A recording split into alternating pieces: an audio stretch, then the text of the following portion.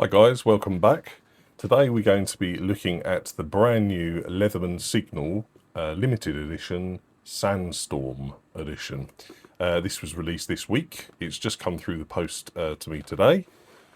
I would normally open it and take the seal off in front of you guys, but I've never owned a Signal before, so I'd like to I wanted to get myself familiar with it really before I did a little review on it. So, amazingly, it comes with a sheath. You don't see that anymore, do you, really? I'm not sure if the other Signals come with a sheath or it's just because it's a limited edition. One thing that strikes me, though, is this is a bit of a going to church type sheath, isn't it? Look how posh that is. That sort of thing you'd wear with your best sort of linen cream suit or something. Odd choice of colour for what's essentially an outdoorsy type tool. So this is going to get grubby really quickly. So I was quite surprised to see this really light cream colour. I really like it. I think it looks really nice. But it's a bit too, I don't know, posh. This is something you should be carrying your Mr. Crunch in or something where you're too scared to even look at it. Otherwise you might scratch it, you know. Anyway, so it's nice to see that a sheath comes with it.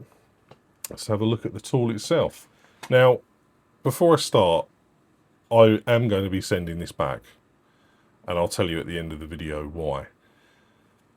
So, what do I think? Well, I've never really been keen on the Signals. I've never seen one, like I said before, in the flesh. They remind me a lot of the, this is my son's Leatherman skeletal, and I really don't like them. I just don't like the skeletal type handles, the holes everywhere.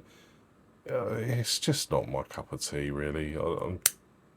You know, we all have our preferences, and I just don't like this style. I just don't like it. So, why did I get this? Well, I wanted to do a review. I'm struggling to find things that are a bit different, well, to me anyway. And it's, as I've said in previous videos, it's quite difficult getting a plethora of multi-tools to review in the UK. And it's a limited edition. I thought I quite like the colour of it, actually. So, let's give it a go. So here it is. Like I said, it turned up today. Initial impressions, I really like the colour. I really do like the colour. It comes with a Leatherman branded pocket clip. It's not, you cannot, let me just double check that. You know, you can't put that anywhere else, so it stays where it is. But it's quite nice, again, to have a pocket clip. See the little coordinates there. That is, I had to look it up, and it was quite obvious what it is. It's actually the coordinates to the Leatherman headquarters in Oregon. So, yeah. Blade, again, not keen on the combi blades, but I just really like this coated blade. I think it looks very cool. I think it's Cerakote, I think. Was this DLC? I'm not quite sure. I should have read up, but hey-ho. But yeah, it's a nice shaped blade. If you like this kind of setup, then great. I'm not overly keen. I'd rather just not have that serrated section there and just have the straight blade. Liner locked. And then we have our saw. Again with that cool coating. Nice and sharp. And what else do we have? That is pretty much it tool-wise on the outside. We have the carabiner clip. And I think that would also act as a bottle opener as well. And we have the 1/4 inch bit driver, hammer end, and this was quite cool. I was quite excited to see this. It comes with its own sharpener, so you press the lock release down, and that comes off, and you've got a diamond sharpener. But the excitement soon wears off when you see where the cost cutting happens. Turn it over, and it's just a little pressed piece of aluminium, hollow. Just make it solid. I mean, it's not going to weigh much, but it just feels a lot more premium.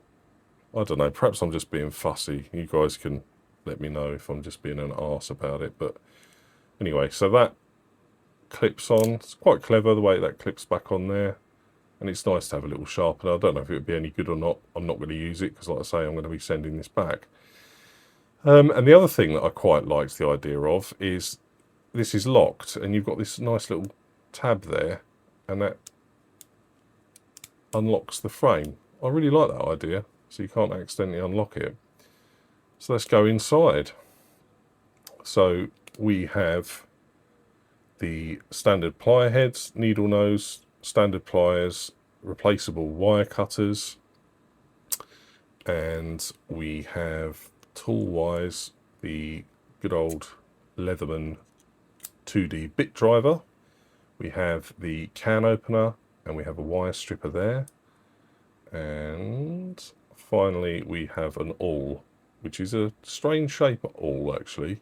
It's got sort of a bit of a round top on it there, which I find odd for an awl. You want it sort of more sharp and angled, or perhaps it's just me again.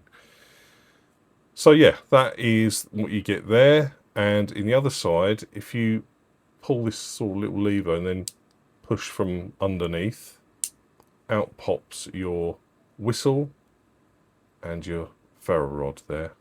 Again, I would normally spark it away, but I'm not going to, because I'm sending it back. I think that's pretty much it. So why am I sending it back, you may ask? I mean, the pliers are so stiff, and I know I've done videos of fixing this, but I've got to the stage now where you spend a lot of money for a premium product and you get this. They're so stiff. I'm going to try something. I am going to just see if I can, on the scales, show you how stiff these pliers are. So let me go into ounces first. So this is the force needed in ounces to press the pliers. Ready? It won't even do it. It overloads. And obviously it's going to overload in grams, isn't it? Grams. So this is 500 grams, half a kilo, and it won't even register. That is how hard and stiff these are. That was a sort of a fail of a test, but not, if you know what I mean. It is so, they are so stiff. Now, you can punch the pivot, you can sit there for 4 hours doing this. Well, more than 4 hours, believe me. You can grip on stuff, twist it round, put it in the vise, but why should you do it? Just tell me, why should you have to do that on a premium tool by Leatherman, who've been making these for donkey's years? They should know better. Now, I'm just going to show you a video. Here it is. Now, this is the factory that make the Bikuyu T1. This is the ply heads for a T1. Why aren't Leatherman doing that? They're actually breaking in the plier heads. I just don't understand it. So everything you get from a Bikuyu or most Chinese manufacturers, lovely loose pliers. Not a problem at all. Why does this keep happening with Leatherman?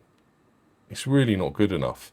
So out of principle, I will be sending this back. I'm not going to bother try and fix it. I shouldn't have to. I just want my money back. Simple as that. Sounds a bit harsh, sounds like I'm throwing a hissy fit, perhaps I am, but I've just had enough of it. I mean, the Garage Edition Crunch, for instance, that was faulty. It's just not good enough. What is going on? I'm going to weigh this, guys, just to let you know the weight of it, because I forgot to do that. It's 217 grams, which is 7.6 ounces. So, I quite like it, even though it's not really my type of tool.